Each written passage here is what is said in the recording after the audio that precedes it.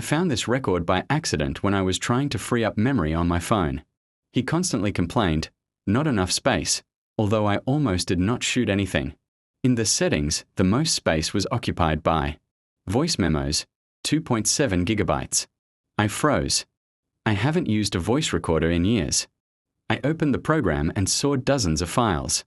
New recording 168, 169, 170, all with the dates of the last days. I chose the freshest. New recording 170, 0:14 a.m. to 11:32, at 1:30 at night. I was sure I was asleep. I pressed play. At first, there was only a dull noise, as if the phone was under the covers. Then there was a barely audible air conditioner and distant cars outside the window. And then I heard my voice. I told you I didn't want to. I froze. It was me. 100%. After a short pause, another voice sounded, quiet, cold, as if he was speaking not from the room, but from behind the wall. "You already want to, Dan." I was pierced by the cold. He called me by my name. I lived alone in the suburbs of North Carolina. I had almost no friends around, and no one could be with me at night. I turned off the recording, but immediately turned it on again because my brain didn't want to believe it. "How did you get here?" asked my voice in the recording. "You invited me yourself," he replied in a whisper. I threw the phone on the bed. No, I didn't invite anyone. I would remember that. I opened another file. New recording 169, 23:58 p.m. to 8:04. In the beginning, you could hear my series. I even recognized the moment where the characters laugh. It was definitely in my apartment. Then my voice. "Are you here?" And almost immediately the answer. "Yes." I felt my throat tighten. "I don't see you." "That's normal." "Why?" Pause. "Because if you see it, you won't forget." I turned off the voice recorder and stood up. I went around the apartment, kitchen, bathroom, wardrobe, no one. When I returned to the bedroom, the phone screen lit up, and I saw that the voice recorder was open. A new file has appeared. New recording 171. And he was recording right now. I didn't touch the phone. He was in my hands all the time. The red stripe flickered like a pulse. I pressed stop. The recording lasted only 19 seconds. I pressed play. Silence first. Then my voice. "I'm alone." That's what I said just now when I checked the rooms. And immediately after that, a whisper, so close that it seemed to stand close to me. "No." I was shaken. I ran out of the apartment into the hallway without even wearing my shoes. He pressed the elevator button and stood, trying to breathe. In the elevator, the phone started recording itself again. New recording 172, recording.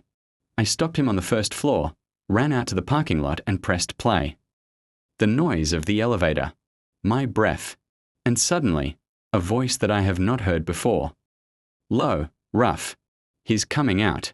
Then the second whisper is familiar. Yes. He thinks it will help. I felt myself on the recording, as if in a dream. I don't want that. I got in the car and drove to Walmart. I needed a lot of people and a lot of light to convince myself. It's just a glitch. Department of Electronics. Worker with an Ethan badge.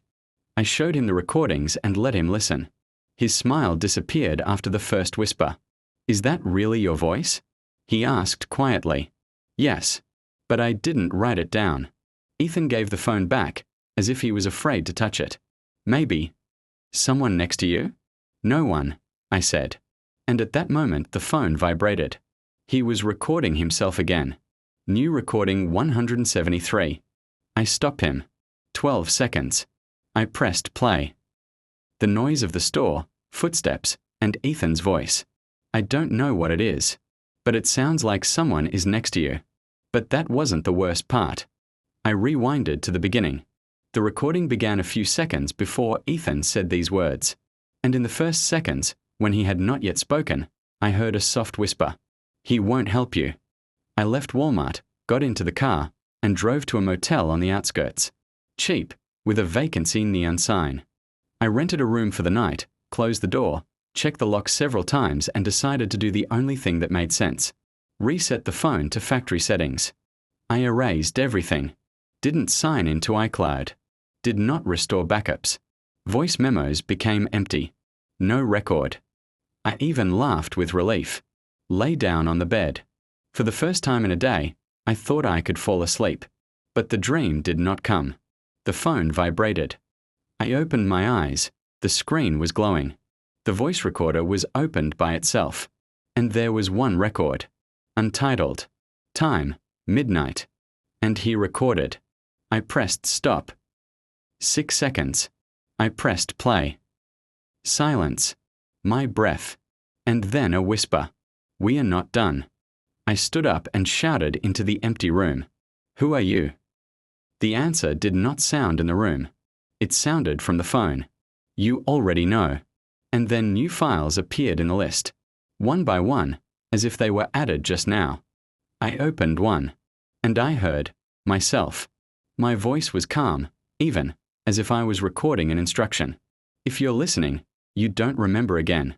Don't panic. Just do what we agreed. My throat was interrupted. What did we agree on? I whispered. On the recording, my voice continued. Don't believe yourself. Don't believe the mirrors. Don't look at the screen in the dark for a long time. I was standing in front of the mirror and looked at the screen in the dark. I turned away abruptly, but my heart was already pounding in my throat. And most importantly, I said on the recording, when you hear a knock on the door, don't open it. This is not a person. It was as if the universe had heard those words. Tuk tuk tuk. 3 short knocks on the door of the motel. I froze. The knock was repeated. Tuk tuk tuk. I didn't move. The doorknob twitched slowly, as if someone was trying to open it. Then the voice. From behind the door. And he was. Mine. Dan, open it. It's me. I'm out of air. I took a step back. The phone in his hands vibrated and started recording himself. The red stripe blinked. I clicked play on the newest file. And I heard my voice whispering in the dark. I won't open it. And then the same whisper answered calmly. You will open. You always open. And suddenly a memory flashed in my head. I'm standing right here, in the same motel, in front of this door, and I repeat, just don't open it. And then I open it. I shuddered and realized that my hand was already on the doorknob. I didn't even remember how I approached. I pulled my hand away, as if from a hot metal. The phone vibrated for the last time. A new file appeared on the screen, and it was named for the first time. A conversation you don't remember. I pressed play. Hi, Dan, said a whisper. Who are you? I answered. I am the one who is listening. What do you want? Pause.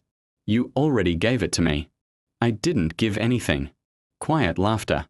You gave me a place in yourself. When I fell asleep and didn't check who was speaking in your voice in the dark, I felt sick. It's me. I whispered. The whisper replied softly. That's what was left when you wanted someone to be there. Always. The door handle went down by itself. Slowly. As if someone was pressing her from the inside. And I realized that the worst thing is not that someone wants to come in, and the fact that something wants to come out of me. The light in the room flashed. Once, 2, 3, and on the 4th, extinguished. In the dark, the phone screen lit up red like an eye, and the whisper said, now we'll talk for real. After that, I remember only one thing. My own voice in the dark that said a phrase I didn't say, but the next morning it was recorded in the phone. I'm not alone anymore, and I like it.